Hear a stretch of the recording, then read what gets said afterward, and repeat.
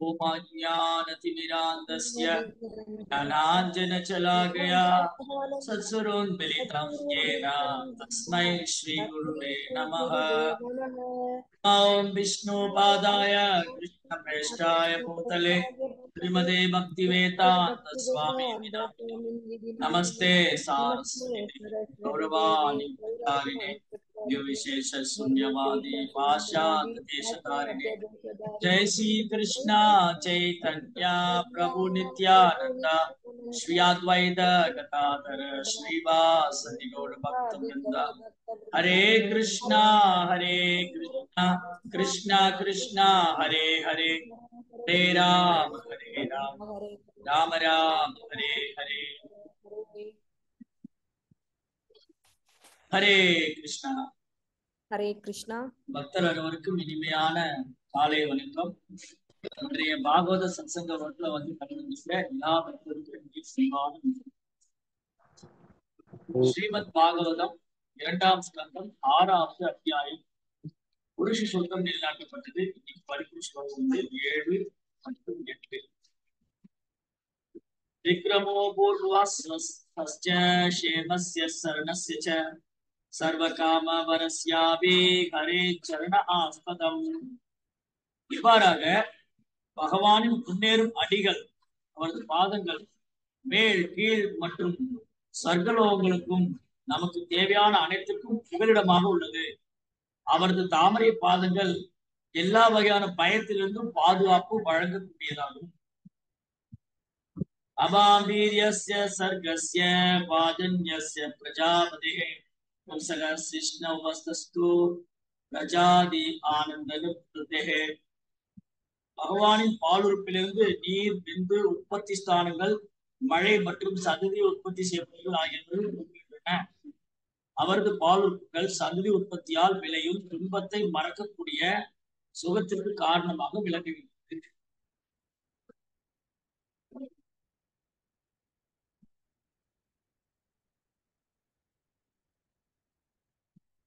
தேவர் நாரத முனிவர்கிட்ட இந்த சிருஷ்டிப்பு எப்படி நடந்தது, படைப்பு எப்படி நடந்தது, படைப்புக்கு தேவையான பொருள் எல்லாம் எங்கிருந்து வந்தது,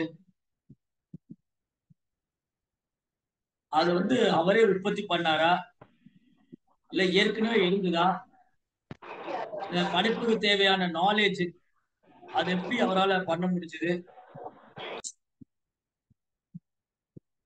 நாரதர் கேட்டாங்க, ஓ பிரபு, நீங்க தான் இந்த பொருட்கள், மூலப்பொருள்கள், படைப்புக்கு தேவையான 24 மூலக்கூறுகள், இதை நீங்க தான் உற்பத்தி பண்ணீங்களா இல்ல இது ஏற்கனவே இருந்ததா, எப்படி நீங்க படைப்பு தொழில் செய்றீங்க, நீங்க ஏதோ ஜெபம் பண்ணிட்டு இருக்கீங்க, நீங்க ஜெபம் பண்ணிட்டு இருக்கீங்கன்னா யார ஜெபம் பண்ணிட்டு இருக்கீங்க, உங்களுக்கு இந்த படைப்புக்கான அறிவு ஆற்றல் எப்படி வந்தது, இல்ல நீங்களே சுயமா உற்பத்தி பண்ணிக்கிட்டீங்களா, நீங்களே சுயமா ஏற்பாடு செஞ்சீங்களா, எப்படி இது நடக்குது அப்படின்னு ரொம்ப அழகான கேள்வி. எல்லா தரப்பு மக்களுக்கும் அந்த குழப்பம் தீர்ந்து விடட்டும். குழப்பம், சந்தேகம் இதெல்லாம் தீர்ந்து. பிரம்மா படைப்பினுடைய மூல காரணம் அல்ல, பிரம்மா படைப்பின் மூல காரணம் அல்ல என்பதை அவரது வாயிலிருந்தே அவரே சொல்லட்டும். படைப்பினுடைய மூல காரணம் யாரு, படைப்புக்கு தேவையான மூலப்பொருட்கள் யார்கிட்ட வந்தது, பிரம்மா யார்கிட்ட வந்தாரு, பிரம்மாவுக்கு படைக்கிற சக்தி எப்படி கிடைச்சது, இதெல்லாம் அவரே சொல்லட்டும் அப்படின்னு ரொம்ப உற்சாகமா கேள்வி. நாரதர் உற்சாகமா கேள்வி கேட்க பிரம்மாவும் ரொம்ப உற்சாகமாக கேள்வி எல்லாம் ரொம்ப சரியானதா இருக்கு, ரொம்ப சந்தோஷம் தரக்கூடியதா இருக்கு. ஏன்னா நீ பகவானுடைய சம்பந்தப்பட்ட கேள்வி கேட்க. நம்ம பிரம்மா சொல்றாரு, படைப்புக்கு தேவையான மூலக்கூறுல நான் உற்பத்தி பண்ணல, படைப்புக்கு தேவையான 24 மூலக்கூறுகளையும் நான் உற்பத்தி செய்யல, அது ஏற்கனவே உற்பத்தி செய்யப்பட்டிருந்தது. அப்போ இந்த படைப்புக்கு தேவையான அனைத்து பொருட்களும் ஏற்கனவே பகவான் உற்பத்தி செய்து விட்டார். அதுக்கப்புறம் அவரு தன்னை விஸ்தாரம் பண்ணிக்கிட்டு ஒரு பிரபஞ்சத்துக்குள்ளேயும் நுழைஞ்சாரு. அந்த காரண உதகசாயி விஷ்ணு, அந்த மகாவிஷ்ணு, அவற்றிருந்து படைப்புக்கு தேவையான மூலக்கூறுகள்லாம் வந்தது. அதுக்கப்புறம் அவர் ஒரு அண்டத்துக்குள்ளேயும் நுழைஞ்சாரு. அதுக்கப்புறம் அந்த அண்டத்துக்குள்ள கர்ப்ப கடல்ல பள்ளி கொண்டிருக்காரு. அந்த கர்ப்ப கடல்ல பள்ளி கொண்டிருக்கிற கர்ப்போதகசாயி விஷ்ணுடைய நாபிலிருந்து வரக்கூடிய தாமரை தண்டுல இருக்கிற தாமரை பூல நான் தோன்றினேன். அப்ப எனக்கு தாயும் தந்தையும் அவரே தான். எனக்கு தந்தையும் கார்போதசாயி விஷ்ணு தான், தாயும் கார்போதசாயி விஷ்ணு தான். அவருக்கு தான் நான் தோன்றினேன். அதுக்கப்புறம் அவர் எனக்கு ஒரே குழப்பமா இருந்தது. நான் எங்க இருக்கேன், நான் என்ன செய்யணும், நான் யாரு, நான் எப்படி தோன்றி இருக்கேன், இதெல்லாம் எனக்கு ஒரே குழப்பமா இருந்தது. அப்ப தபம் செய்யுங்க அப்படின்னு ஒரு சத்தம் கேட்டுட்டு, தப்பா தப்பா தப்பா தப்பா. அப்ப நான் பல ஆயிரம் வருஷங்கள் தபம் செஞ்சேன். அப்ப அந்த பகவான் விஷ்ணு என் இதயத்தில் இருந்து கொண்டே எனக்கு வேத அறிவு புகட்டினாரு. ஏனே பிரம்ம ஹிருதயாதி கவியே முக்கியந்தி அசூரையன. அப்ப என் இதயத்திலிருந்து அவர் எனக்கு வேத அறிவு புகட்டி மட்டும் இல்ல, எனக்கு ஒரு திவ்யமான தரிசனம், அந்த பகவானுடைய திவ்ய தரிசனம். மழைக்காலத்து மேகத்தில் ஒத்த நிறமும் தாமரைதல் போல காதுவரை நீட்டங்களும் என்றும் பாடாத வைஜெயந்தி மாலை மார்பில் ஸ்ரீவஸ்துக்குரிய கழுத்துல கௌஸ்துவமணி அழகான சுருள் கூந்தல், அந்த பகவான் வாசுதேவன் எனக்கு தரிசனம் கொடுத்தாரு. அதனால நான் படைப்பினுடைய மூல காரணம் அல்ல, அனைத்துக்கும் சர்வ காரணம். படைப்புக்கு தேவையான மூலக்கூறுகள், படைப்புக்கு தேவையான அறிவு, நான், எனது புத்தி, எனது அறிவாற்றல் எல்லாமே பகவான் கொடுத்தாரு அப்படின்னு சொல்லிட்டு அந்த எப்படி இந்த பிரபஞ்சம்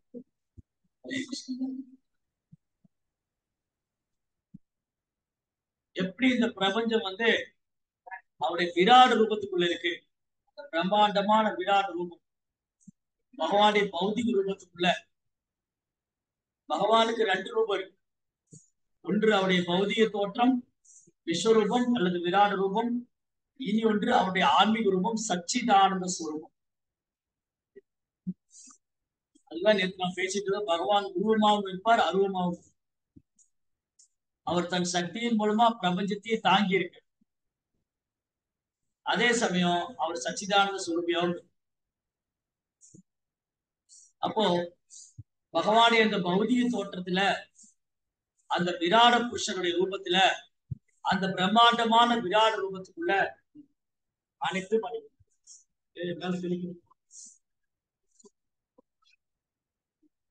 அருகே.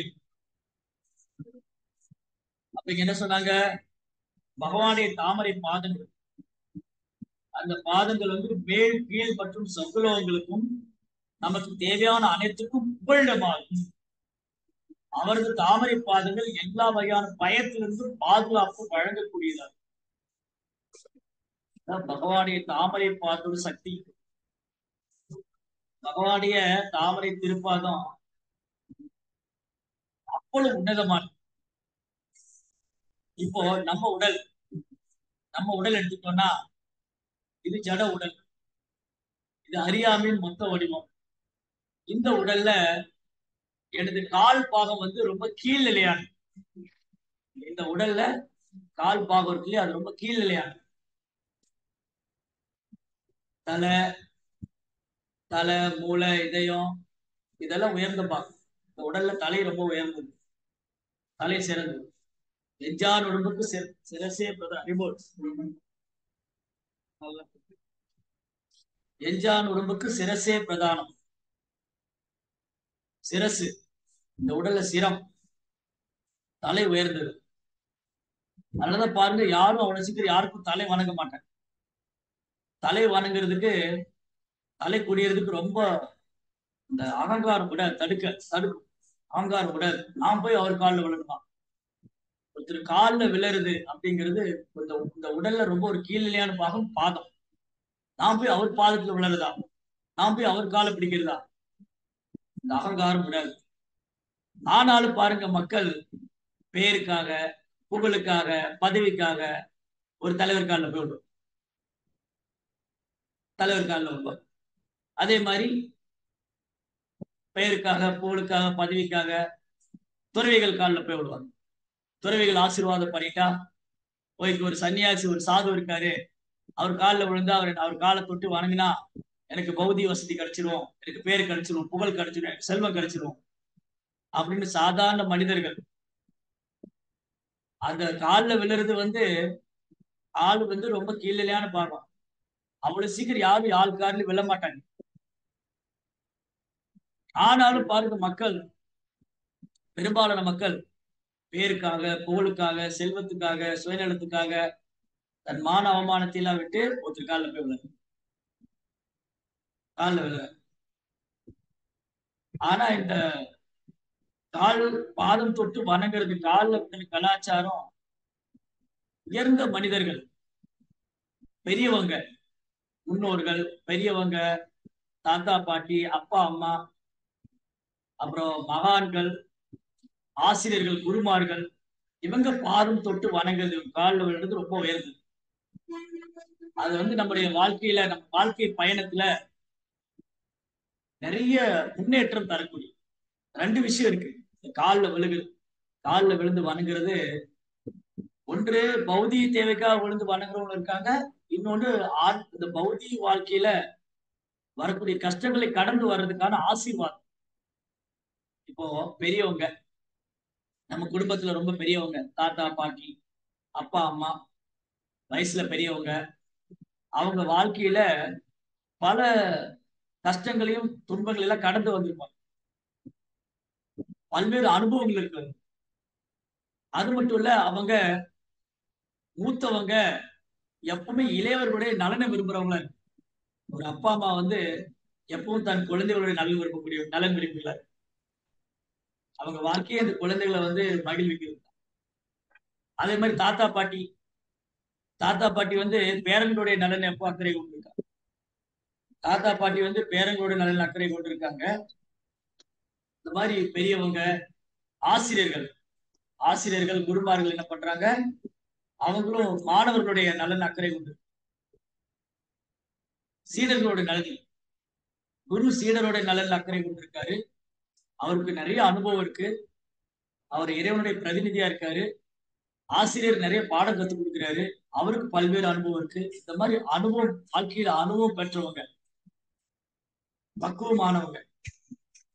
இது முதல்ல பௌதிக ரீதியா பார்த்துக்கணும், அப்புறம் ஆன்மீக ரீதியா பார்க்கணும். பௌதிக ரீதியா கூட நான் பௌதிக உலகத்துல எனக்கு சில அனுகிரகம், ஆசீர்வாதம் வேணா நம்ம அனுபவம் உள்ளவங்களுடைய பாதம் தொட்டு வணங்கு. அவங்க எவ்வளவு கஷ்டங்களை எதிர்கொண்டிருப்பாங்க, எவ்வளவு துன்பங்களை கடந்து வந்திருப்பாங்க, அவங்களுடைய அனுபவம் என்ன, அவங்க எவ்வளவு புண்ணிய காரியங்களை செஞ்சு புண்ணிய ஆத்மாக்களா வாழ்றாங்க, அப்ப அவங்களுடைய ஆசீர்வாதம் ரொம்ப ரொம்ப அவசியம். அதனால ஒரு காலத்துல என்ன வழக்கம் இருந்ததுன்னா, பெரியவங்களை கண்ட உடனே காலில் விழுந்து நமஸ்காரம், ஆசீர்வாதம் வாங்கிக்கணும். நமஸ்காரம் அப்படின்னாலே நம மம அகங்காரம், எனக்கு உங்க இடத்துல அகங்காரம் கிடையாது. யார் காலில் விழ மாட்டாங்க? ஓய், நான் அவங்க காலில் போய் விழணுமா? நான் விழ மாட்டேன். நான் இவங்க காலில் விழணுமா? விழ மாட்டேன். அந்த அகங்காரம் தடுக்கும். இன்னைக்கு அந்த அகங்காரம் சப்டில் லெவல்ல, சூட்சம நிலையில எப்படி வேலை செய்யுதுன்னா, மரியாதையில மனசுல இருக்குனுங்க, காலில் விழுந்துதான் மரியாதை காமிக்கணும் அவசியம். நீங்க தினமும் உங்க அப்பா அம்மா காலில் விழுந்து வணங்குறீங்களா? இல்ல, எங்க அப்பா அம்மா எல்லாம் எனக்கு ரொம்ப மரியாதை இருக்கு, அதெல்லாம் காலில் விழுந்து வணங்கணும்னு அவசியம் இல்லை அப்படின்னு இந்த அகங்காரம் காலில் விழ தடுக்குது. இந்த அகங்காரம், அறியாம நான் போய் எங்க அப்பா அம்மா காலில் விழுந்து வணங்குறேன். ஆனா ஒரு காலத்துல இது வழக்கம் இருக்கு. ஒரு காலத்துல நம்ம வேத கலாச்சாரம் என்னன்னா, தினமும் காலையில் எழுந்த உடனே தாய் தந்தையர், ஆன்மீக குரு, பகவான், பக்தர்கள், இவங்களுக்கெல்லாம் நமஸ்காரம், அவங்க பாதங்கள் விழுந்து வணங்குது, அவங்களுடைய ஆசீர்வாதம். தாய் தந்தையர் எப்பவுமே நம்முடைய நலனை விரும்புறவங்க. எந்த தாய் தந்தையும் தன் பிள்ளை வீணா போகணும்னு நினைக்க மாட்டாங்க. அதே மாதிரி குரு தன் சீடன் பகவான்கிட்ட திரும்ப போகணும்னு நினைக்கிறது. அதற்காக நம்மளை ஆசீர்வதிக்கும். அதே மாதிரி பகவான் இப்படி இவங்க எல்லாருமே நம்முடைய நலனை விரும்புறவங்க, நம்ம மேல ரொம்ப அக்கறை உள்ளவங்க, நம்ம மேல ரொம்ப பிரியமானவங்க. அப்போ அந்த மாதிரி உள்ளவங்களுடைய ஆசீர்வாதம் ரொம்ப ரொம்ப அவசியம். பௌதிக முன்னேற்றத்துக்கு அவசியம், ஆன்மீக முன்னேற்றத்துக்கு அவசியம். ஒருத்தர் பௌதிகத்துல முன்னேற்றம் அடையணும்னு கூட இந்த பொய் அகங்காரம் கொண்டு இருந்தா என்னதான் ஒருத்தர் பௌதிக வாழ்க்கையில முன்னேறினாலும் ஒரு சரிக்கிடுவார், கீழே விழுந்துரு. பொய் அகங்காரம் இருந்ததுன்னா என்னதான் ஒருத்தர் பௌதிகத்துல முன்னேற்றம் அடைஞ்சிருந்தாலும் அவர் வீழ்ந்தவராக கருதப்படும், அவர் வீழ்ச்சி அடைஞ்சவராக. அதனால எவ்வளவு படிச்சிருக்கோன்னு முக்கியம் இல்லை, எவ்வளவு பணிவா இருக்கும் முக்கியம். வித்யா வினய சம்பந்தே பிராமணே கவிகஸ்தினி ஸ்வனிச்சைவ சபாகைச்ச பண்டிதா சமதர்ஷனா. ஒரு கற்றறிந்த தன்னடக்கம் உள்ள சாது, அவர் கற்றறிந்தவர்னாலே தன்னடக்கம் உள்ள சாது. படிச்சவர்னா தன்னடக்கம். வித்யா வினய சம்பந்தே பிராமணன் பண்டிதன் கவி ஹஸ்தி யானை பிராமணே கவிகஸ்தி சொனி செய்வ.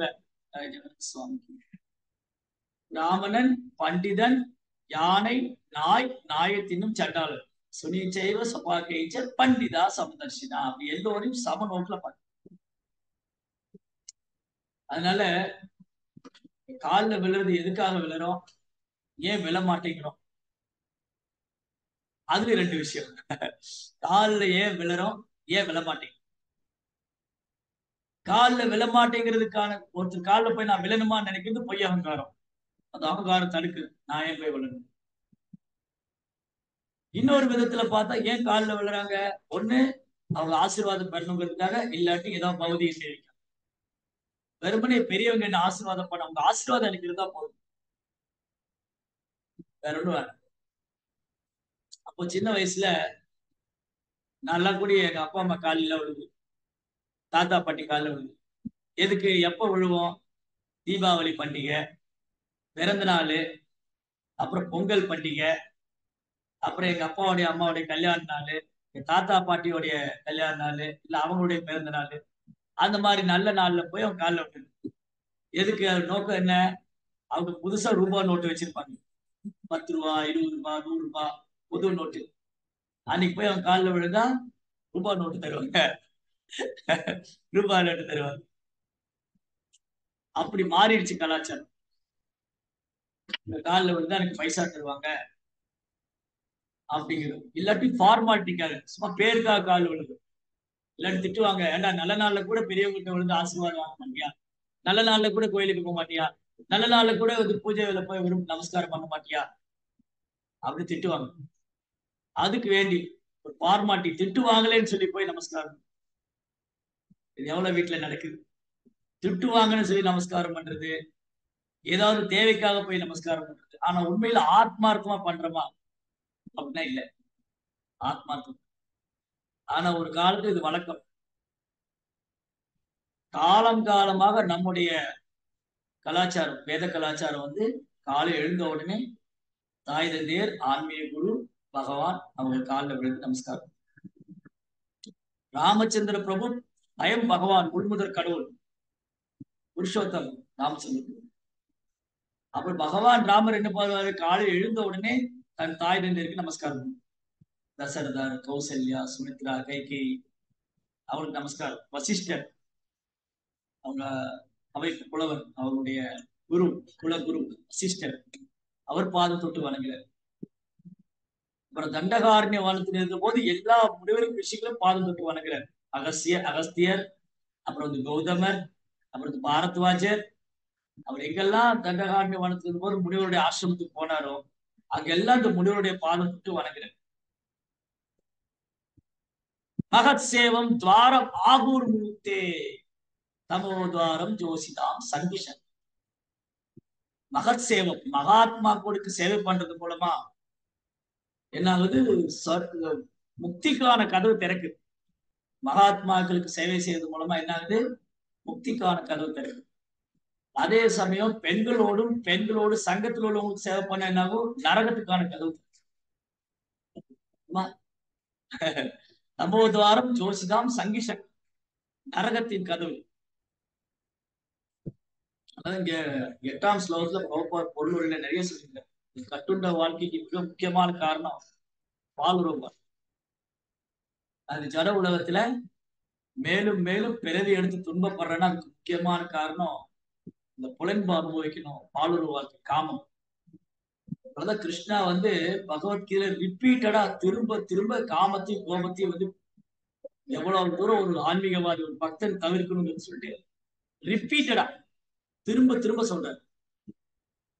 10-20 ஸ்லோகத்துல கிருஷ்ணா திரும்ப திரும்ப சொல்றாரு, காமேஷ குரோதேஷ கிராம குரோத விமுக்தானாம் ராகத்தேஷு முக்தேஷு விஷயான் வினிவர்த்தந்தே. திரும்ப திரும்ப சொல்றாரு கிருஷ்ணா, திரும்ப திரும்ப. அப்ப என்னன்னா இவன் தான் உன் எதிரின்னு சொல்றாரு. எனக்கு எதிரி வெளியில யாருமே கிடையாது, எனக்கு எதிரி வெளியில யாருமே கிடையாது. எங்க வீட்டுக்குள்ளேயோ இல்ல இந்த நாட்டிலேயோ இல்ல பக்கத்து வீட்லயோ இல்ல தெருவுலயோ இல்ல கூட வேலை செய்யறவங்களோ கூட சேவை பண்ற பக்தர்களோ யாரும் கிடையாது. என் எதிரி யாரு? 3 பேர் நம்ம எதிரி. காமா, குரோதா, கோபம். காமம், கோபம், பேராசை. இதுதான் என் எதிரி. இந்த எதிரிய கிருஷ்ணா காமிச்சு கொடுத்துட்டாரு. உன்னோட எதிரி சத்ரு மகாபாகு, சத்ரு மகாபாகு. ஓ பலம் பொருந்திய எங்களுடைய அர்ஜுனா, இவன் தான் எதிரி. யாரு? காமம். ராவணனுக்கு யார் எதிரி? ராவணனுக்கு யார் எதிரி? ராவணனோட எதிரி யாரு? நார்மலா கேட்ட என்ன சொல்லுவாங்க? ராமர். ராமர் தான் ராவனுக்கு எதிரி. ஆனா ராமர் ராவனுக்கு எதிரி இல்ல. ராவனோட எதிரி யாரு? ராவனோட எதிரி காமம். காமம் தான் ராவனோட எதிரி. அதுதான் அவனை ஆட்டி வச்சது. காமம் அவன் தலைக்கு ஏறி அவனை வந்து எல்லா விதமான பாவகாரியம் செய்ய வச்சது. ராவணன் அழிந்ததே காமத்தினாலதான். அதனால ராவணன் வந்து காமத்தின் சொரூபம். இந்த ராமாயணத்துல பாருங்க, ராவணன் பெற்ற சாபத்துக்கெல்லாம் இந்த காம பாலுறவு வாழ்க்கை தான் காரணம். யார்கிட்ட சாபம் பெற்றாரு ராவணன்? பதில் தெரிஞ்சும் கைது. அவருடைய அழிவுக்கான காரணம் ஒரு கையை வெளியில வரல. ராவனுடைய அழிவுக்கான காரணம் ராதியா மாதாஜி வேதவதி பிரபு. வேதவதி. வேதவதி பகவான் விஷ்ணுவே தனக்கு கணவரா வரணும். ஒரு பிராமணி, ஒரு பிராமணர் முனிவருடைய மகள்.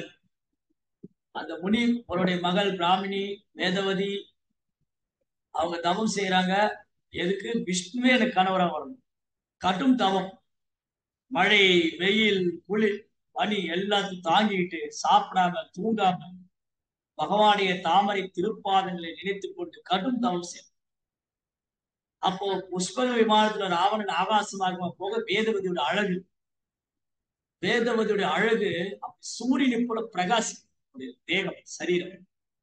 அவங்க தபத்தினால இந்த இந்த சரீரம், அன்னைக்கு பேசிட்டு இருந்தோம், சரீரம் ஏன் இவ்வளவு அட்ராக்ட் பண்ணுது, இந்த உடல் ஏன் இவ்வளவு அழகா இருக்குன்னா இந்த உடல்ல ஆத்மா இருக்கிறதுனால. அப்ப உண்மையான கவர்ச்சி அழகு ஆத்மா கிட்டதான் இருக்கு. அதை நம்ம கண்ணை மறைச்சிருச்சு. நான் என்ன நினைக்கிறேன், இந்த ஜட உலக உடல் அழகா இருக்கு, இந்த ஜட உடல் அழகு இல்ல. ஏன் இந்த ஜட உடல் அழகா இருக்கு? ஆத்மா இருக்கு போய் அழகா இருக்கு இல்லையா?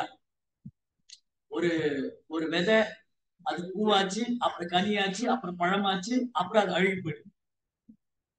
இப்படி ஒரு டிரான்ஸ்பர்மேஷன் நடக்குது. அந்த பழம் வந்து அந்த அந்த கனி வந்து மரத்துல இருக்கிறவங்க, அந்த பழுத்த பழம் கீழே விழுந்தோன்னு என்ன ஆயிடுச்சு? அது அழுகி போய் பின்னாடி. அது மரத்தோடு சம்மந்தத்தில் இருக்கிற வரைக்கும் அந்த பழம் வந்து கொஞ்சம் கொஞ்சமா எனர்ஜியெல்லாம் எடுத்துக்கிட்டு அந்த அந்த விதை அப்படி பூவாகி கனி காயாகி கனியாகி அப்புறம் பழம் வந்து அப்புறம் கொஞ்ச காலத்துல விழுந்துடும், பழுத்து கீழே விழுந்து. அதே மாதிரிதான் ஜட உடல். இந்த ஜட உடல் தாயினுடைய கருவுல தோன்றி சிறிது காலம் தங்கி இருந்து வளர்ச்சி அடைஞ்சு அப்புறம் இன்னொரு பொருளை உற்பத்தி பண்ணி அப்புறம் வளர்ச்சி குறைஞ்சு ஒரு நாள் அப்ப இந்த உடல் உடல் உடல் கவரல, இந்த உடல் கவரவில்லை, இந்த உடல் இருக்கும் ஆத்மா தான் எல்லாரையும் கவருது. ஏன் ஆத்மா எல்லாரையும் கவருது? ஆக்சுவலி உண்மையில சொல்ல போனா உடல் யாரையும் கவர்றது இல்ல. நம்ம தப்பா நினைச்சுக்கிறோம். இந்த உடல் கவர்ச்சி, உடல் கவர்ச்சிங்கிறது மாயை. இப்ப இதே ஒரு அழகான பொண்ணு அழகான பையன், 2 பேரும் அழகா இருக்காங்க. ஆனா அந்த உடல்ல ஆத்மா இல்ல அப்படின்னா அது கவருமா? ஒரு ஒரு பையன் வந்து இறந்து போன ஒரு பெண் மேல வந்து ஒரு இறந்து போன பெண் சரீரம், ஒரு இறந்து போன பெண்ணினுடைய உடல் இருக்கு, அந்த உடல் அந்த பையன் விரும்புவாரா? இல்லையே. ஏன் அந்த இறந்து போன பெண்ணினுடைய உடல் அவர் விரும்புறது இல்ல? ஏன்னா ஆத்மா போயிடுச்சு. ஆஹ் அப்ப ஆத்மா தான் உண்மையில கவருது. ஏன் ஆத்மா கவருது? ஆத்மா வந்து கிருஷ்ணனுடைய சிறிய அம்சம். கிருஷ்ணனுடைய சிறிய அம்சமான ஆத்மாவுக்கு இவ்வளவு கவர்ச்சி இருக்குன்னா அப்ப கிருஷ்ணாவுக்கு எவ்வளவு கவர்ச்சி இருக்கு? ஆஹ் யோசிச்சு பாருங்க. கிருஷ்ணாவுடைய சிறிய அம்சமான ஆத்மாவே இந்த உடல்ல இருந்து மற்றவங்களை கவருது அப்படின்னா, குழந்தைகள் நம்மளை கவர்றாங்க, அழகானவங்க கவர்றாங்க, புத்திசாலிகள் நம்மளை கவர்றாங்க, துறவிகள் நம்மளை கவர்றாங்க, இல்லையா? யாரெல்லாம் நம்மளை கவர்றாங்க? அழகா இருக்கிறவங்க பார்க்க இவர் ரொம்ப அழகா இருக்காங்களே, ஓ இவர் ரொம்ப பண்டிதர் புத்திசாலியா இருக்காரு, ஓ இவர் ரொம்ப செல்வந்தரா இருக்காரு, ஓ இவர் ரொம்ப பலசாலியா இருக்காரு, ரொம்ப பலசாலி. இந்த 6 ஐஸ்வர்யம்: அழகு, அறிவு, புகழ், செல்வம், வலிமை. துறவு. அழகு, அறிவு, துறவு, புகழ், செல்வம், வலிமை. இந்த 6 ஐஸ்வர்யம் யாருக்கே ஏதோ ஒண்ணு இருக்கு. சிலர் அழகா இருப்பாங்க, சிலர் புத்திசாலியா இருப்பாங்க, சிலர் வந்து பலசாலியா இருப்பாங்க, சிலர் துறவியா இருக்காங்க. துறவி துறவரம் கவருது, எல்லாரும் சாதுக்கள் பின்னாடி போறாங்க. அழகு, அறிவு, துறவு, புகழ். இந்த உலகத்துல புகழ் பெற்றவங்க பின்னாடி எல்லாரும் போறாங்க. அழகு, அறிவு, துறவு, புகழ், செல்வம். செல்வந்தர்களுக்கு மேல எல்லாரும் கவரப்படுறாங்க. இப்ப இவங்க கிட்ட யாரோட உடல் ஆத்மா இல்லைன்னா இவங்க யாரையும் கவருவாங்களா? யாருமே கவர மாட்டாங்க. யாருமே கவர. அப்ப உண்மையான கவர்ச்சி எங்க இருக்கு? ஆத்மா எடுத்துறாரு. அப்ப அந்த சிறு ஆத்மாவுக்கு இவ்வளவு கவர்ச்சி இருக்குன்னா, பகவான் கிருஷ்ணர் பரமாத்மா பூமுதற்கொண்டு எவ்வளவு கவர்ச்சி இருக்கு. ஆக்கர்ஷிதி எல்லாரும் கவரக்கூடிய கிருஷ்ணா வந்து எல்லாரையும் கவரக்கூடிய. அதனால இந்த கவர்ச்சிங்கிறது மாயை. இந்த உடலால் ஏற்படைய கவர்ச்சி தேகாபிமானம் அல்லது என்ன சொல்லுவாங்க, ஸ்கின் டிசீஸ், தோல் வியாதி. ஸ்கின் டிசீஸ், தோல் வியாதி. உடலால பெறக்கூடிய கவர்ச்சி வந்து தோல் வியாதி. ஆனா நம்ம என்ன நினைச்சுக்கிட்டு இருக்கோம்? இதுதான் உயர்ந்ததுன்னு நினைச்சுக்கோம். இந்த சுகம்தான் ரொம்ப உயர்ந்தது, இந்த சுகம்தான் ரொம்ப உயர்ந்தது. இல்ல, இதனால துக்கம் தான் இருக்கே தவிர சுகம் இல்ல. இதுக்கு தொடக்கம் இருக்கு, முடிவு இருக்குங்கிறாரு. எய் சம்பர்ஷஜா போகா துக்கயோனேவையே ஆத்யந்தவந்து கௌந்தேயா நதேஷு ரமதேவிதா. எய் சம்பர்ஷஜா. சம்பர்ஷம்னா என்னது? உணர்வு. சம்பர்ஷம், ஸ்பர்ஷம், உணர்வு. எய் சம்பர்ஷஜா போகா. இந்த உலக வாழ்க்கை அனுபவிக்கணும் ஒரு எண்ணம் இருக்கு இல்லையா? இந்த உடல்ல வாழ்வு வாழ்க்கை அனுபவிக்கணும். அது துக்கயோனேவை, துக்கம் தான். ஆத்யந்தவந்து கௌந்தேயா, அதுக்கு தொடக்கம் உண்டு, முடிவு உண்டு அர்ஜுனா. நதேஷு ரமதேவிதா. புத்திசாலிங்க அந்த பக்கம் போக மாட்டாங்க. அதனாலதான் துறவிகள் வந்து வாழ்வுற வாழ்க்கையை துறக்கிறாங்க. அதனால காட்டுக்கு போனாங்க. அந்த காலத்துல முனிவர்கள் என்ன பண்ணாங்க? ஆன்மீகவாதிகள், ஆன்மீகவாதிகள், முனிவர்கள், சாதுக்கள், யோகிகள், ஞானிகள், இவங்க என்ன பண்ணாங்க? உலக வாழ்க்கையை தொடர்ந்து காட்டுக்கு. ஏன்னா இந்த பாலொரு வாழ்க்கை தான் என்ன கட்டுண்ட நிலைக்கு மிக முக்கியமானது. அனுபவிக்கின்ற எண்ணம் இது.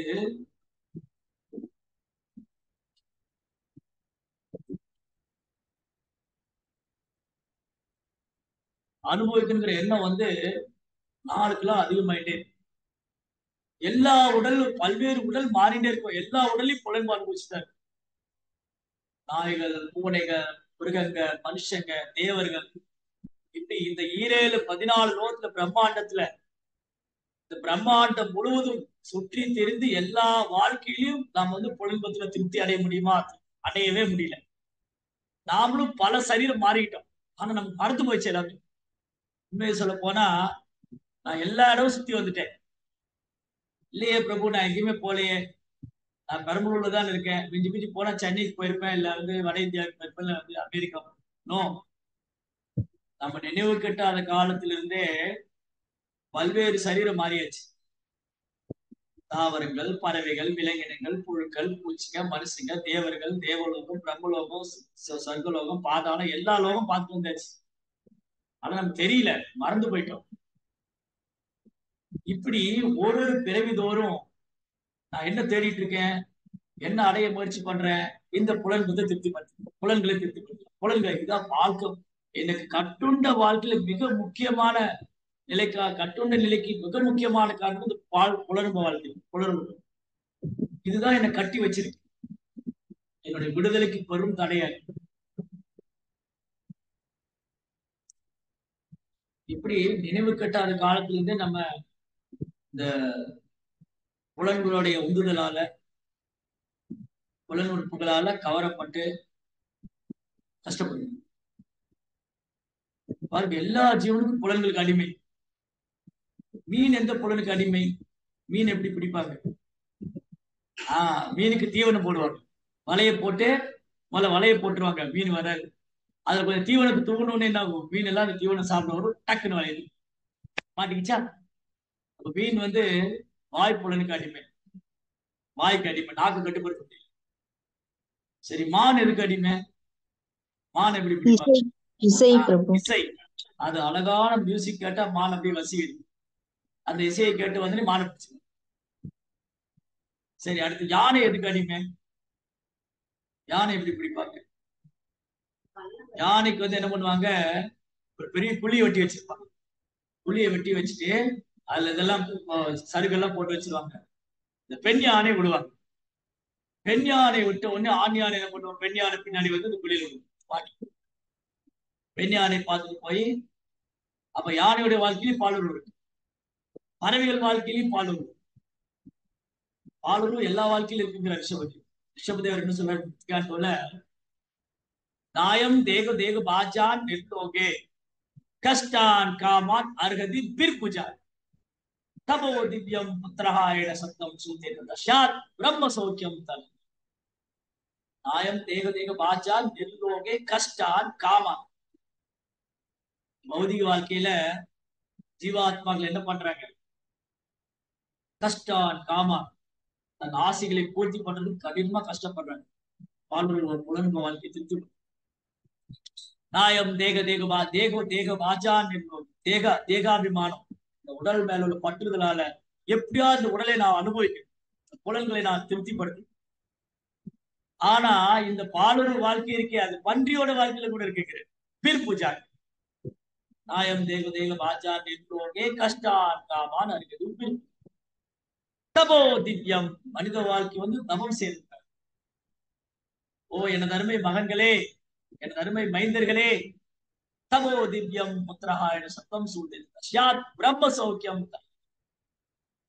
பிரம்மன்கிற தளத்துக்கு வரணும். பிரம்மன்கிற தளத்துக்கு வரணும்னா பயிற்சி பண்ணணும்.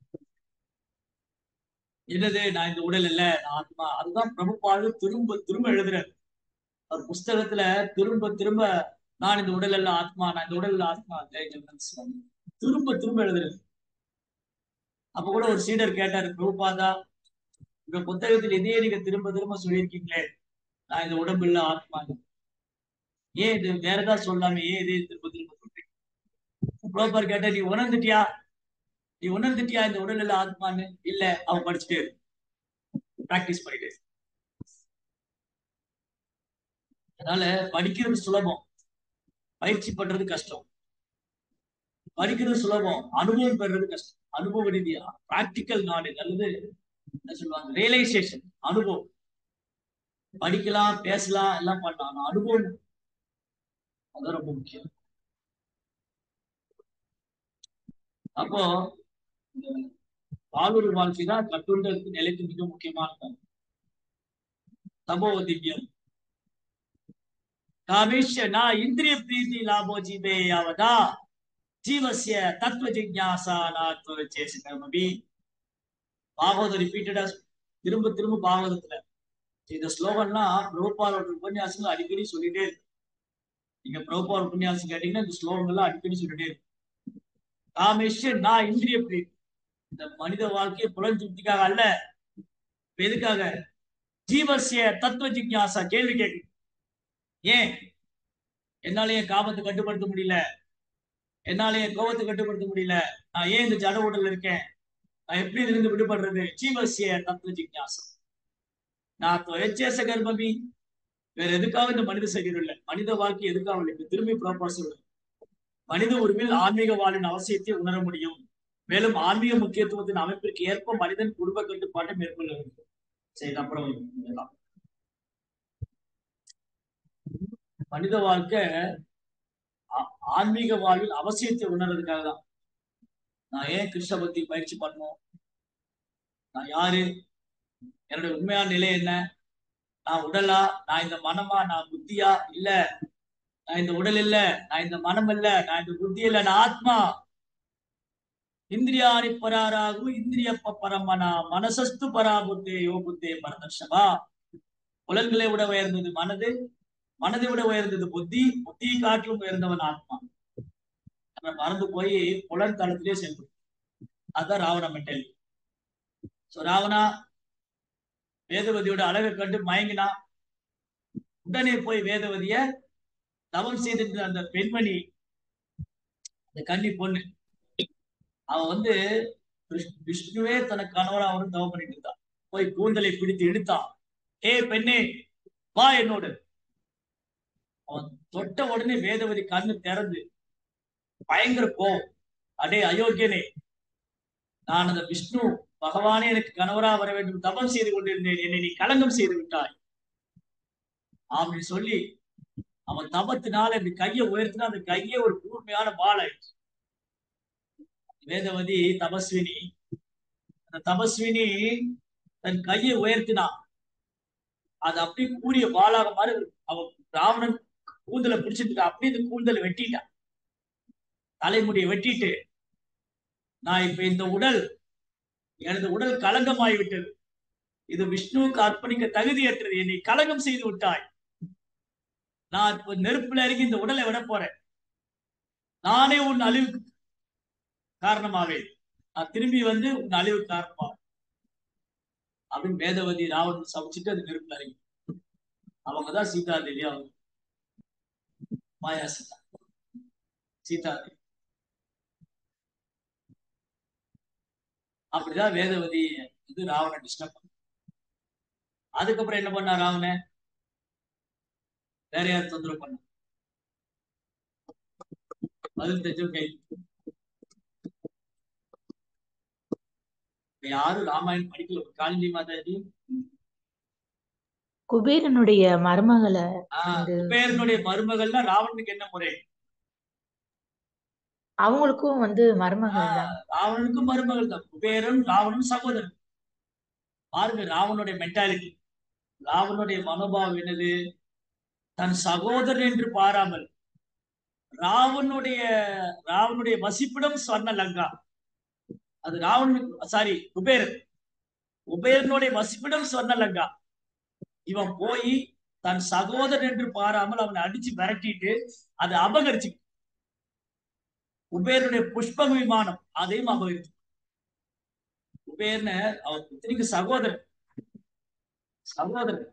சக உத்திரா, ஒரு வயிற்றுல ஒரு தந்தைக்கு மகனா பிறந்தவங்க 2 பேர். அப்போ ராவணன் என்ன பண்ணா? தன் சகோதரன் என்று பாராமல் அவனை நாடு கடத்திட்டு அவன் புஷ்ப விமானத்தை அபகரிச்சுக்கிட்டான். அது மட்டும் விட்டுறல, குபேரனுடைய மகன் நலக்குபேரன் மணிக்கிறீங்க. இந்த நலக்குபேரனுடைய மனைவிதான் ரம்பா, தேவமங்கை ரம்பா.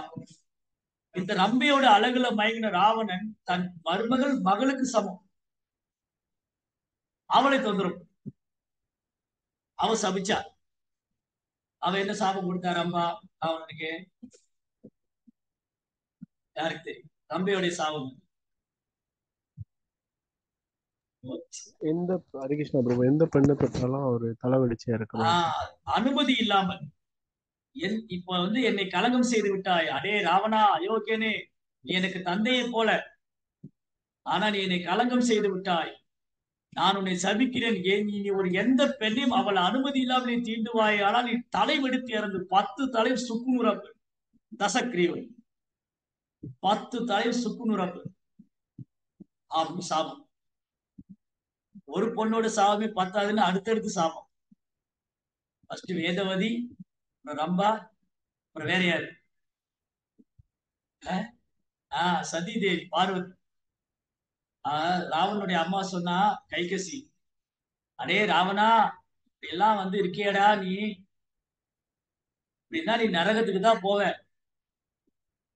தயவுசெய்து திருந்துடா, உன்னை நீ புனிதப்படுத்திக்கோ, பாவத்துக்கு நீ விடுபடணும், நீ அந்த சாட்சாத் மகாதேவனை ஆராதனை பண்ணு, உனக்கு மரணம் வரக்கூடாதுன்னா நீ போய் ஆத்மலிங்கம் வாங்கிட்டு வர, கைலாசத்துல போய் ஆத்மலிங்கம் வாங்கிட்டு வர. ராவணன் எதுக்கு கைலாசம் வந்தாரு? ஆத்மலிங்கம் வாங்க. அங்க பார்வதி தேவியை பார்த்த உடனே அவங்க அழகலமாக்கி போனது ஆத்மலிங்கம் வாங்க. என்ன பண்ணாரு? கைலாசத்தையே தூக்குன. பார்வதி அழைச்சிட்டு போனே கைலாசத்தையே தூக்கிட்டாரு. சிவபெருமான் தன் கால் கட்டையெல்லாம் ஒரு அமுத்தினார், அவன் கை மாட்டி, அந்த மலை கைலாச மலைக்கு அடியில ராவனுடைய கை மாட்டி, ஒரு கை மலைக்கு அடியில மாட்டிக்கிச்சு. சிவபெருமான் ஒரு அமுத்திட்டாரு. அதுக்கப்புறம் என்ன பண்ணாரு? இன்னொரு கையில தன் வயிற்று பிடிச்சு அது குடல்லயே பாடுற ராகம், இசை வாசிக்கிறது. யாழ்னு ஒரு இசைக்கருவி இருக்கு இல்லையா, அந்த இசைக்கருவி வந்து ராவணன் தன் குடலாலேயே பிளே பண்ணு.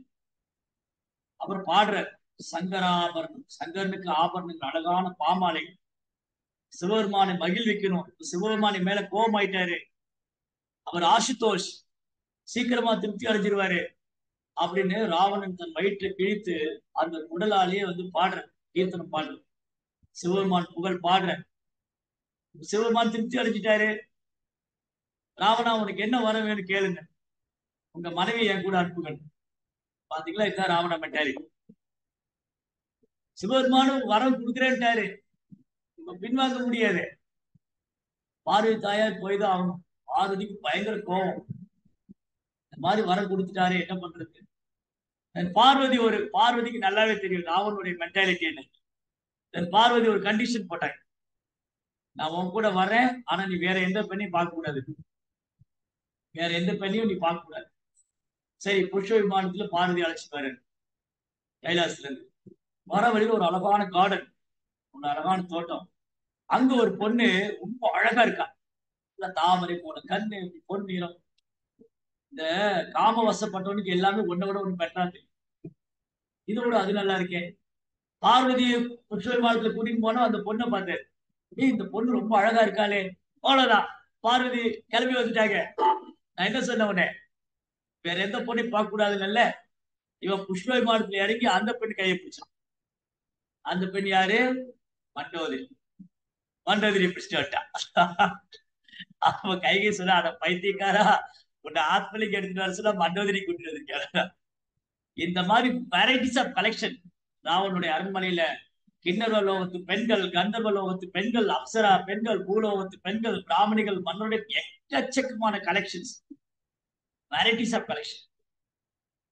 அந்த குழந்தைகள் ஸ்கூல்ல படிக்கும் போது, நல்ல சின்ன வயசுல ஸ்கூல்ல படிக்கும்போது ஸ்டாம்ப் எல்லாம் கலெக்ட் பண்ணுவோம். காந்தி ஸ்டாம்ப்பு, அப்புறம் வந்து நேரு ஸ்டாம்ப்பு, ராஜா, இந்த மாதிரி நிறைய ஸ்டாம்ப்ஸ் எல்லாம் கலெக்ட் பண்ணி நோட்ல ஒட்டி ஸ்டாம்ப்ஸ் கலெக்ட் பண்றது. அப்புறம் வந்து ரூபா நோட்டு கலெக்ட் பண்றது, பழைய நாணயங்கள், நிறைய கலெக்ஷன்ஸ். ராவனுடைய அரண்மனை என்ன கலெக்ஷனு? எல்லா கிரகவாசிகள் பெண்களும் இருப்பான். அவன் தூங்கும் போது, ராவணன் தூங்கும் போது ஹனுமான் போய் பார்த்து, ஹனுமான் போயிருந்தா இல்லையா லங்கைக்கு, ஹனுமான் பார்க்க ராவணன் எப்படி தூங்குறான்னா, ராவணன் நல்ல போதை அறிந்தி அவன் கண்ணெல்லாம் அப்படி மேல பாதி இமை அப்படி கண்கள் மூடாம கண்ணெல்லாம் மேல போதையில கிடக்கான். 20 கரத்திலும் 20 பெண்கள், 20 வகையான பெண்கள். அவனுடைய 20 கரத்திலும் 20 பெண்களை ஆளுகளும் பண்ணிருக்கு. அப்படி காமம் தலைக்கே. அதனாலதான் என்ன பண்ணா, ஜெகன்மாதாவான சீதையை தூக்கிட்டு வரும். சீதை மேல கைய வச்சா அவன் கதை முடிச்சு. அவ்வளவு. இதுதான் ராவண மென்டாலிட்டி. எனக்கு ராமர் வேண்டாம், சீதை மட்டும்தான் வேணும். ஒருவேளை ராவணன் போய் புஷ்ப விமானம் எடுத்துட்டு போய் சீதையும் ராமரையும் சேர்த்து கடத்திட்டு வந்திருந்தா என்ன இருக்கு? ராமரையும் சேர்த்து கடத்திட்டு வந்திருந்தாங்க அங்கே. ராவணன் வந்து சீதையும் சேர்த்து ராமரும் சீதையை 2 பேரையும் கடத்திட்டு வந்திருந்தாருன்னா இன்னைக்கு நம்ம ராவணனையும் ராம பக்தரா வழிபடுவோம்.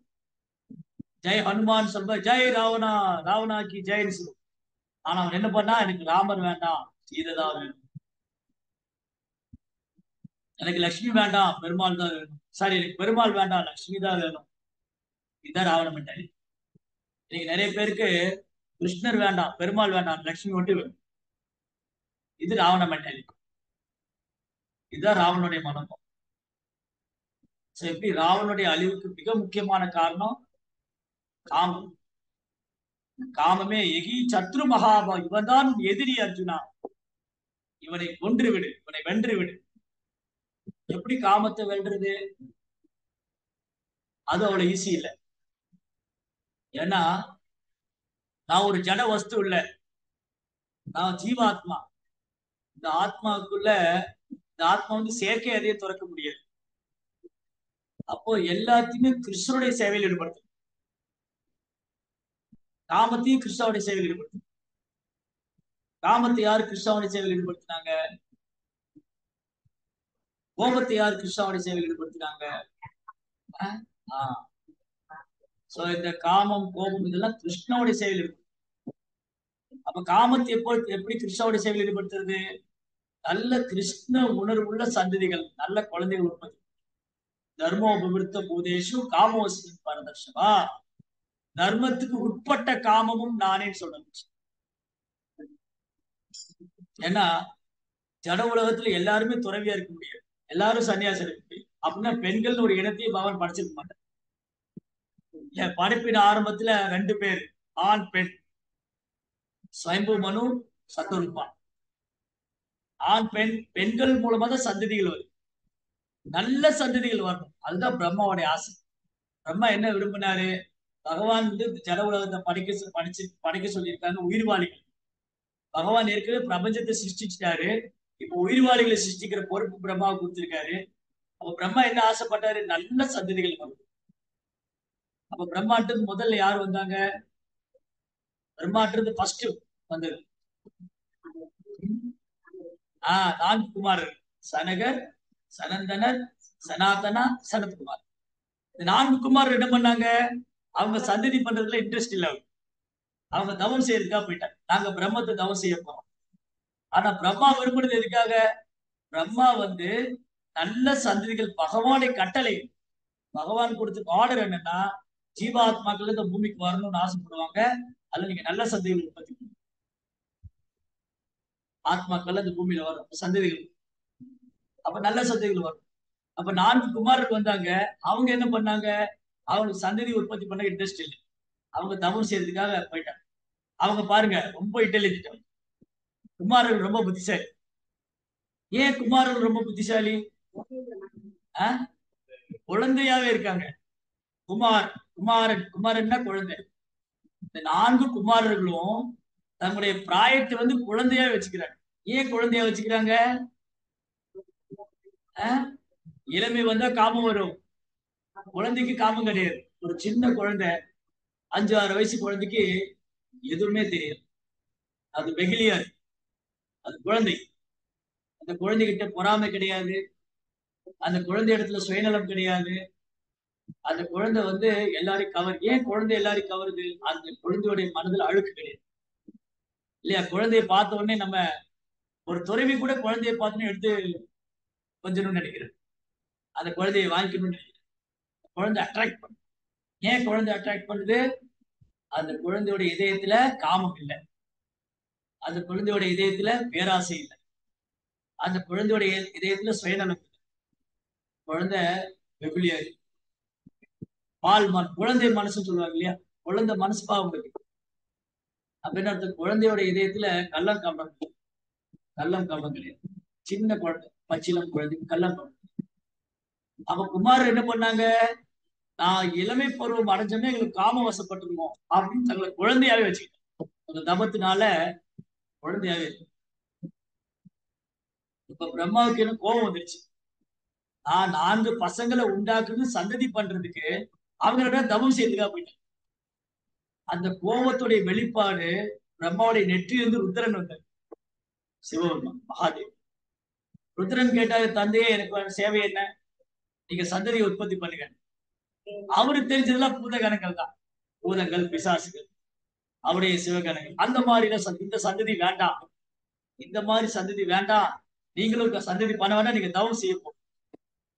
சிவபெருமான் ரொம்ப சந்தோஷமா கைலாசத்துக்கு தவம் பண்ணார். அவர் தவம் செய்ய போய் இப்போ சந்ததி உற்பத்தி பண்ணி ஆகும். அப்போ பிரம்மாவுடைய உடல்ல இருந்து ஒரு ஆண் ஒரு பெண், ஸ்வயம்பு மனு சத்ருக்னன், அவங்கதான் மனிதர்களை தாண்டி சந்ததிகள் உற்பத்தி. அப்போ நல்ல சந்ததிகள் உற்பத்தி பண்ணணும். வர்ணசங்கரம் இருக்கக்கூடாது. ஜாயதே வர்ணசங்கரம். வர்ணசங்கரம்னா தேவையில்லாத சந்ததிகள். இந்த உலகத்துல தேவையில்லாத சந்ததிகள் நிறைய இருக்கு. முறையற்ற பாலுறவு வாழ்க்கை, அது மூலமா பிறந்த குழந்தைங்க, அனாதைங்க, பெற்றோரால் கைவிடப்பட்டவங்க, சமுதாயத்தால கைவிடப்பட்டவங்க, அப்புறம் முறையற்ற பாலுறவு வாழ்க்கையில பிறக்கிறவங்க. அதுல கூட இன்னைக்கு இந்த ரொம்ப அழகா சொன்னீங்க பிரபுபான். பிரபா என்ன சொன்னார்னா, ஆன்மீக முக்கியத்துவத்தின் அமைப்புக்கு ஏற்ப மனிதன் குடும்ப கட்டுப்பாட்டை மேற்கொள்வார். அப்போ கிருஷ்ண உணர்வை பயிற்சி செய்யறது மூலமா, ஆன்மீக விஷயங்களை பயிற்சி செய்யறது மூலமா சுய புலன் கட்டுப்பாடு தானாக இருக்கும்.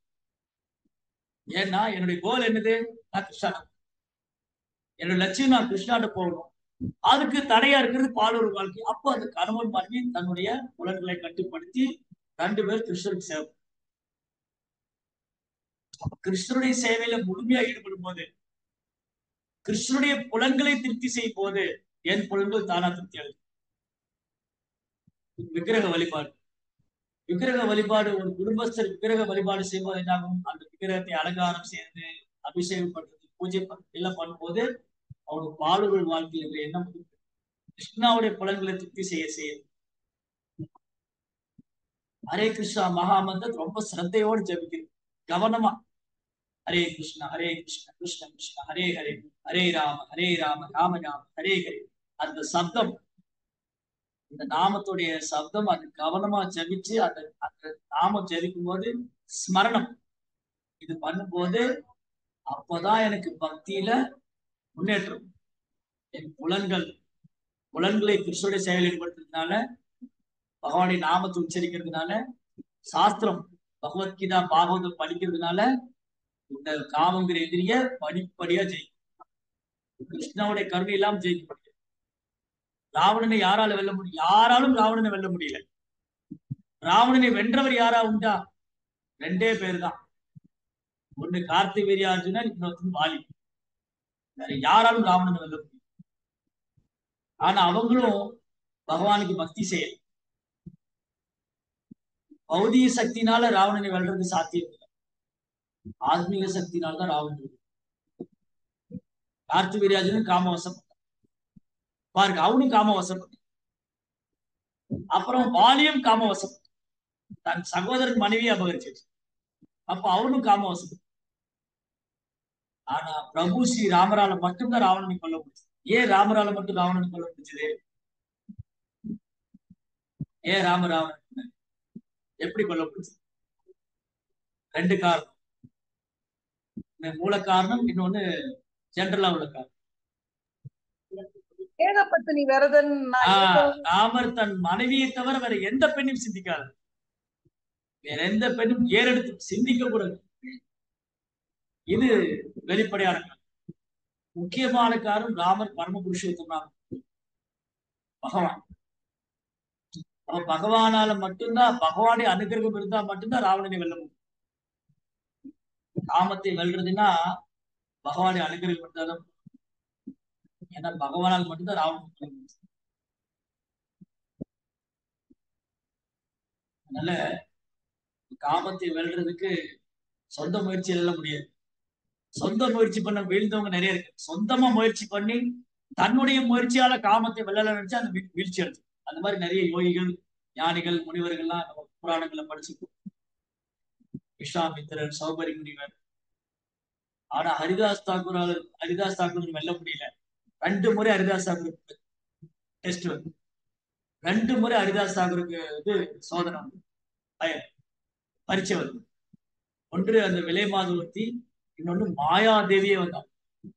மாயாதேவி ஹரிதாஸ் தாக்கூர் 2 முறை வென்றாங்க, ஜெயிச்சிட்டாரு. அந்த விலை மாதுனாலும் ஹரிதாஸ் தாக்கூரை கவர முடியல. மாயாதேவி, எல்லாரையும் கவரக்கூடிய மாயாதேவி, அவங்க ஒரு பெண்ணினுடைய உருவம் எடுத்து வந்தா எவ்வளவு அழகா இருப்பாங்க. அவங்களாலேயே கிருஷ்ணாவுடைய சக்தி மாயாதேவி, கிருஷ்ணாவுடைய சக்தி, அந்த மாயா சக்தி ஒரு பெண் ரூபத்துல வந்து அந்த மாயா சக்தினால கூட ஹரிதாஸ் தாக்கூரை ஜெயிக்க முடியல. ஹரிதாஸ் தாக்கூரை அட்ராக்ட் கவர முடியல. ஏன்? ஹரிதாஸ் தாக்கூரை வந்து நாமத்தை அடைக்கல. ஹரே கிருஷ்ணா கிருஷ்ண கிருஷ்ணா ஹரே ஹரே, ஹரே ராம ராம ராம ஹரே. பகவானிய புனித நாமத்தை அடைக்கல. ஆனா ஹரிதாஸ் தாக்கூராவை வெல்ல முடியல. அது மட்டும் இல்ல, மாறாக என்ன நடந்தது, அந்த விலைபாதும் ஒரு பக்தி ஆயிட்டான். மாயாதேவியும் ஹரிதாஸ் தாக்கூரை சீடர் ஆயிட்டான். பாருங்க, மாயாதேவி எல்லாரும் வசீகரிக்கிறவங்க. அந்த மாயாதேவி ஹரிதாஸ் தாக்கூருக்கு நாம ஜெபம், ஹரிதாஸ் தாக்கூர் நாமம் பண்றது, நாம ஜெபிக்கிறது கேட்டு கேட்டு கேட்டு மாயாதேவி கூட ஹரிதாஸ் தாக்கூரை அட்ராக்ட் பண்ண முடியல, கவர முடியல. அந்த விலை மாதுனால ஹரிதாஸ் தாக்கூரை கவர முடியல. அந்த மாதிரி ஜபம், சுத்த நாமம், 10 குற்றங்களை தவிர்த்து பகவானின் தாமரை திருப்பாதங்களை நினைத்துக் கொண்டு, அதுதான் புகலிடம். ஒரு பக்தனுக்கு என்ன புகலிடம்? பகவானின் நாமம், அவரது தாமரை திருப்பாதம் தான் புகழ். அவரது தாமரை பாதங்கள் எல்லா வகையான பயத்திலிருந்தும் பாதுகாப்பு வழங்கும், எல்லா விதமான ஆபத்து. சமாசுதாயே பத பல்வல பிளவம் பகத் பதம் புண்ணிய யசோ முராரி பவாம்புதி வத்ச பதம் பதம் பதம் யத் விபதம் நதீஷா. இந்த உலகத்துல நம்ம வைக்கிற ஓரொரு அடியும் ஆபத்து தான். என்னவால நடக்கலாம். உடலால துன்பம் வரலாம், மனதால துன்பம் வரலாம், இயற்கையினால வரலாம், காமத்தினால வரலாம், கோபத்தினால. எல்லா இந்த உலகத்துல இருக்கிற ஒவ்வொரு ஸ்டெப்பும் டேஞ்சர், அபாயம். சமாசுதாய பதம் பல்வலம் மகத் பதம் புண்ணிய யசோ முராரி. ஆனா பகவானுடைய தாமரை பாதங்களை யார் பூர்ணமா அடைக்கலம் கொண்டிருக்காங்களோ, பகவானுடைய தாமரை திருப்பாதத்தை யார் பற்றி கொள்றாங்களோ, பகவானுடைய தாமரை திருப்பாதத்தை யார் தன் இதயத்தில் தியானிக்கிறாங்களோ, பகவானுடைய தாமரை திருப்பாதத்தை யார் வந்து அடைக்கலம் கொள்றாங்களோ, பவாமுதி வத்ச பரம் பதம் பதம் யாத்மி பதம் நதேஷா. வத்சம்னா கண்ணுக்குட்டி. கண்ணுக்குட்டி சமுத்திரம், பெரிய கடல் இருக்கு. இந்த பெரிய கடலை யாரால கடக்க முடியும்? யாராலும் பெரிய சமுத்திரத்தை கடக்கவே முடியாது. அந்த மாதிரி இந்த பௌதிக வாழ்க்கை, இந்த உலக வாழ்க்கை வந்து பெரும் கடல் மாதிரி இருக்கிற துன்பங்கள் வந்து சமுத்திரம் மாதிரி, இதை யாராலும் கடக்க முடியாது. ஆனா பகவானுடைய தாமரை திருப்பாதத்தை யார் சரணடைஞ்சிருக்காங்களோ அவங்களுக்கு இந்த மலை, இந்த கடல் அளவான சமுத்திரமான பெரிய சமுத்திரமான இந்த துன்பங்கள்லாம் ஒரு கன்று குட்டியோட காலடியில தேங்கின தண்ணி மாதிரி. இன்னைக்கு ஊர்ல வந்து மண் ரோடு பாக்குறதே கஷ்டம். எல்லாம் தார் road, cement road, concrete road போட்டு. ஆனா கிராமப்புறங்கள் எல்லாம் போனா நிறைய மண் தரை, மண் ரோடு. இந்த மண் தரை என்னாகும், மழை காலத்துல மழை பெஞ்சு பெஞ்சு ஈரமாய், அப்ப கண்ணுக்குட்டி நடந்து போகும்போது ஒரு கால் தடம் பதியும். அந்த கால் தடம் பதிஞ்சு ஒரு சின்ன குழியாகும். கண்ணுக்குட்டியோட கால் தடம் பதிஞ்சுன்னு அது சின்ன குழியாகும். அந்த குழியில மீண்டும் மழை தண்ணீர் தேங்கி நிற்கும். அதை வந்து ஒரு 5 வயசு குழந்தை ரொம்ப ஈஸியா கடந்துடும். அந்த மாதிரி இந்த சமுத்திரம் போல கஷ்டங்களும் துன்பங்களும் பகவானுடைய தாமரை திருப்பாதத்தை சரணடைந்த பக்தனுக்கு கன்று குட்டியோட காலில தேங்கின தண்ணி மாதிரி அது ரொம்ப ஈஸியா கிராஸ் பண்ணி, ரொம்ப சுலபமா கிராஸ் பண்ணி கடந்துடலாம். அதனால பகவானுடைய தாமரை திருப்பாதங்களுக்கு புகலிடம் கொள்றதை தவிர வேற வழியே இல்லை. எனக்கு பகவானுடைய தாமரை திருப்பாதங்களை சரணடைவது எப்படின்னு தெரியலையே, சரணடைய மனசே வரமாட்டேங்குது, சரணாகதி பண்ண தெரியலையே, பண்ண முடியலையே அப்படின்னா என்ன பண்ண? எனக்கு பகவான் யாரு, அவருடைய தாமரை திருப்பாதத்துடைய மகிமை என்ன, அவர் ஏன் நான் சரணாகதி பண்ணும், இந்த பௌதிக துன்பம் என்ன. இந்த பௌதிக துன்பம் பெரிய சமுத்திரம் மாதிரி இருக்கு, அதை என்னால கடக்க முடியாம கஷ்டப்படுறேன். ஆனா இது ரொம்ப சுலபமா கடந்துடலாம் பகவானுடைய தாமரை திருப்பாத்து சரணடைச்சா. அதுதான் தெரிய மாட்டேங்குது, அறியாமல் இருக்குன்னு. அப்ப நான் என்ன பண்றது? ஆன்மீக குருவுடைய தாமரை திருப்பாதுகளை சரணடை. ஒரு தூய பக்தர், ஒரு வைஷ்ணவர், பிரபுபாதர், குருமார்கள் அவங்களுடைய தாமரை திருப்பாதத்தை சரணடைவதும் பகவானது தாமரை திருப்பாதத்தை சரணடைவதும் வேற வேறையே இல்ல. அப்போ நான் என் குருவுடைய தாமரை திருப்பாதங்களை பற்றி கொண்டால் அவர் எனக்கு காமிச்சு தருவாரு எப்படி பகவானுடைய தாமரை திருப்பாதத்தை பற்றி கொள்வது. நான் சில பிரபுபாதருக்கு ஆசிரியா, பிரபுபாத் ஆசிரியா, குரு ஆசிரியா. ஆசிரியா தஞ்சமடையது, தஞ்சமடையது. அப்போ ஆன்மீகனுடைய தாமரை திருப்பாதங்கள் தஞ்சமடைவதாலும் ஸ்ரீல பிரபுபாதனுடைய தாமரை திருப்பாதங்களை தஞ்சமடைவதாலும் அவங்க நம்ம கத்து தருவாங்க எப்படி பகவானுடைய தாமரை திருப்பாதத்தை தஞ்சமடைவது. இதுவே போதுமானது. எது போதுமானது? நான் ஆன்மீகனுடைய தாமரை திருப்பாதத்தை சரணடைஞ்சாலே போதுமானது. அவர் என்னை விடுவிச்சுவார். நான் சில பிரபுபாவுடைய தாமரை திருப்பாதத்தை சரணடைஞ்சாலே போதுமானது. அவர் என்ன பகவான் டான்ஸ் ஆன்மீக குரு சில பிரபுபா. அதனால இந்த ஜட உலக வாழ்க்கை இருக்கு இல்லையா, அது மாயாசக்தி. மாயாசக்தி கவருது. எப்படி எல்லாம் அந்த காமத்தினால ரொம்ப கஷ்டம். இதை வெல்றது ரொம்ப கஷ்டம். காமம், கோபம், பேராசை அப்படியே அடுக்கு அடுக்கா அடுக்கு அடுக்கா காலம் காலமா நம்ம இதயத்துல படிச்சிருக்கு. சும்மா உட்காந்து ஒரு மாலை ஜெபிக்கிறதுனால போயிடாது, அவனை ஈஸியால வந்து அப்போ தொடர்ந்து கான்ஸ்டன்டா சின்சியரா பிராக்டிஸ், விடாமுயற்சியா தொடர்ந்து பண்ணிட்டே இருக்கு. ஹரிநாமத்தை அடைக்கலம். இப்போ பகவான் என் முன்னாடி இல்ல, நான் யார் அடைக்கலம் கொள்வேன்? ஆச்சாரியர் இருக்காரு, ஹரிநாமம் இருக்கு, கோயில்ல பகவானுடைய விக்கிரகம் இருக்கு, அவங்களை அடைக்கலம் கொள்வேன். பகவானுடைய தாமரை திருப்பாதம், தாமரை திருப்பாதத்தை அடைக்கலம் பெறும்போது இம்மீடியட்டா ஒருத்தர் இதுல இருந்து தப்பிச்சுக்கணும். ராவணன் அதை செய்ய மறுத்த, அவருடைய அகங்காரம், பொய் அகங்காரம், ஒரு காமம் அதை தடுத்தது. அதனால ராவணன் அழிஞ்சு போனார். அதே ராட்சச குலத்துல தான் விபீஷணன் பிறந்தார். அதே ராட்சச குலம், ராவணன் சகோதரன் விபீஷணன் யாரை தஞ்சம் அடைஞ்சாரு? பகவானுடைய தாமரை திருப்பாதம். பகவானுடைய தாமரை திருப்பாதத்துல புகழப்பட்டார் விபீஷணன். விபீஷணா பகவானுடைய தாமரை திருப்பாதம். அதனால அவர் தூய பக்தர். பகவான் ஸ்ரீராமருக்கு மிக பிரியமானவர். விபீஷணா, உன்னோடு நாம் அறுவர் ஆனோம், உன்னை என் 6வது சகோதரனா ஏற்றுக்கொண்டு. 6வது சகோதரனா? ஆனா ராம், லக்ஷ்மணன், பரத சகோதரன் 4 பேர் தானே. ராம், லக்ஷ்மண 7வது சகோதரன் விபீஷணா. உன்னோடு நாம் 7வர் ஆனோம். விபீஷணன் 7வது. அப்ப ராம், லக்ஷ்மணன், பரத சகோதரன் 4 பேர். 5வது யாரு? குகனை கண்டவன் குகா, உம்மோடு நாம் 5வர் ஆனோம். 6வது சுக்ரீவனை கண்ட சுக்ரீவா, உம்மோடு நாம் 6வர் ஆனோம். யாரெல்லாம் சகோதரன் என்று, யாரெல்லாம் சரணாதி என்று வராரோ அவர் தன் சொந்த உயிரை போல பகவான் ஏற்று, சகோதரனை போல ஏற்று. அது ஒரு நிச்சாடன், ஒரு வேட குலத்துல பிறந்த குகனா இருந்தாலும் சரி, அல்லது ஒரு வானர குலத்துல பிறந்த சுக்ரீவனா இருந்தாலும் சரி, ஒரு ராட்சச குலத்தில் பிறந்த விபீஷணா இருந்தாலும் சரி, ராமர் தகுதியெல்லாம் பார்க்கல. இவர் உயர்ந்த குலத்துல பிறந்திருக்காரா, இவர் பிராமண குலத்துல பிறந்திருக்காரா, இவர் வேத மந்திரம் எல்லாம் படிச்சிருக்காரா? நோ. ராமர் எதை பார்த்தாரு? சரணாகதின்னு வந்துட்டானா, அது யாரா இருந்தாலும் சரி, அது ஜடாயுபுர பருந்தா இருந்தாலும் சரி, அது வானர்களா இருந்தாலும் சரி, அது ராட்சச குலத்துல எந்த ஒரு நீச்ச வேட குலத்துல பிறந்தாலும் சரி, யாரா இருந்தாலும் சரி, சரணாகதின்னு வந்து விட்டா, பகவானுடைய தாமரை பாதங்களை போடணும்னு வந்துட்டா, அது அந்த ஆத்மாவுக்கு எப்பொழுதும் அணைக்கும். எப்படி ஒரு வண்டு ஒரு வண்டு வந்து தாமரை தடாகத்துல போய் அந்த தாமரை இதழ்ல வந்து மகரந்தத்தை சுவைக்கும். அங்கேயே சுத்தி சுத்தி ரீங்கார போடும். அந்த பூவில் உள்ள மகரந்தத்தை சுவைக்கிற மாதிரி. அந்த மாதிரி பகவானின் தூய பக்தர் எப்பவுமே அவருடைய தாமரை திருப்பாதத்தையே அழகு. துளசி தேவி, லட்சுமி தேவி பாதசேவம்.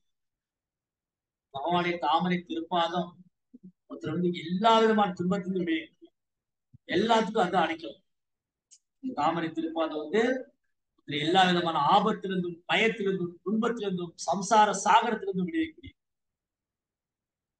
சம்சார சாகரத்திலிருந்து விடுவிக்கும். அகல்யை விடுவிக்கிறதுக்காக ராமாவதாரம். பகவானுடைய தாமரை திருப்பாதம் பட்ட உடனே அகல்யை வந்து சாபத்துன்னு சொல்லி அந்த திருப்பாதம் சைத்தன்ய மகாபிரபுடைய தாமரை திருப்பாதம், பகவானுடைய தாமரை திருப்பாதம் ஒருத்தர் வந்து எல்லா விதமான துன்பத்திலிருந்தும் விடுவிச்சு. காமம், கோபம், பேராசை எல்லாம் கணக்கு.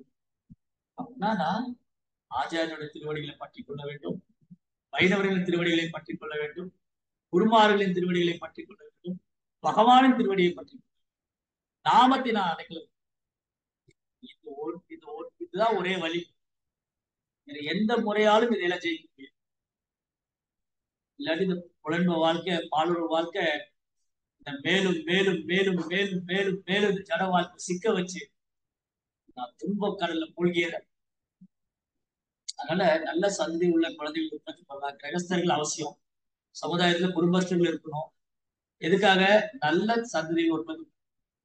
அப்படி நல்ல சந்ததிகள் உற்பத்தி பண்ற குடும்பஸ்தர் ஒரு கிருஷ்ண பக்தரா இருக்கும் போது அவர் செயற்கையான கருத்தடை முறை எதுவும் பயன்படுத்த வேண்டிய அவசியமே இல்லை.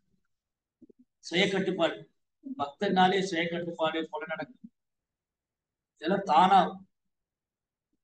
அதனால செயற்கையான முறைக்கு என்ன அவசியம் இருக்கு? இன்னைக்கே செயற்கையான முறைக்கு போறாங்க. ஏன்னா புலன்களை கட்டுப்படுத்த முடியல. நிறைய குழந்தைகள் வந்தா குடும்பத்தை பராமரிக்கணும், அந்த குழந்தைகளை காப்பாற்றணும். இன்னைக்கு பொருளாதார தட்டுப்பாடு எல்லாம் சொல்லி இன்னைக்கு மக்கள் கருத்தடை சாதனங்கள் பயன்படுத்துறாங்க.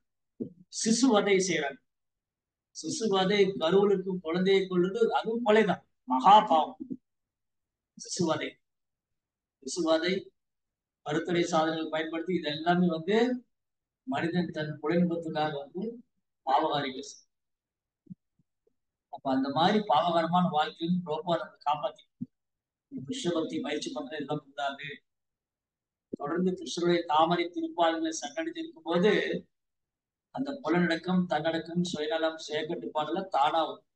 அந்த பக்தர் சங்கத்திலிருந்து பயிற்சி பண்ணும் போது அந்த உறுதி, வைராக்கியம், பக்தியில வைராக்கியம் உறுதி ஏற்படும் போது தானான. அப்ப இதுக்கெல்லாம் அவசியமே இல்லை. ரொம்ப அழகா சொல்றாரு. உடலுறவை கைவிட கருத்தடை கருவிகளை போன்ற முறைகளை உபயோகிப்பது மூலமாக மேற்கொள்ளப்படும் குடும்ப கட்டுப்பாடு இழிவான முறையாகும். இது பௌதிக கழகத்தின் மிகவும் மோசமான நிலையாகும். இந்த கருவிகளை உபயோகிக்கும் பௌதிகவாதிகள் செயற்கையான முறையில் பாலுறுப்புகளின் மீது மேற்பூச்சின் இன்ப சக்தியை முழுமையாக பயன்படுத்திக் கொள்ள விரும்புகின்றனர். அவர்கள் ஆன்மீக முக்கியத்துவத்தை அறியவில்லை. பாருங்க, இந்த மனித வாழ்க்கை எவ்வளவு கிடைத்திருக்கு அறிதுன்னு தெரியாம வீணடிச்சு ஆன்மீக முக்கியத்துவத்தை பற்றி அறிவு இல்லாமல் புத்தியற்ற மனிதர்கள் பாலுறுப்புகளின் பௌதிகமான புலன்பத்தை மட்டுமே பயன்படுத்திக் கொள்ள முயல்கின்றனர். இதுதான் என்னுடைய வாழ்க்கையில வீழ்ச்சி, மனித சரீரத்தில் வீழ்வதற்கான காரணம். அதனால எவ்வளவுக்களோ நம்ம வந்து கிருஷ்ண உணர்வுல செயல்படணுமோ, எவ்வளவுக்களோ நம்ம கிருஷ்ண உணர்வுல நம்ம வந்து முன்னேற்றம் அடையணுமோ அவ்வளவுக்களும் இதெல்லாம் செய்யணும். நம்ம குடும்பஸ்தர் வந்து நல்ல கிருஷ்ண உணர்வுல குழந்தைகள் உற்பத்தி பண்றதுக்காக தர்மத்துக்கு உட்பட்ட காம வாழ்க்கை அது வந்து அவங்களுக்கு ஒரு கிரகஸ்தர் கை கொடுக்கும். அவங்களுடைய குழந்தைகளை கட்டுப்படுத்தி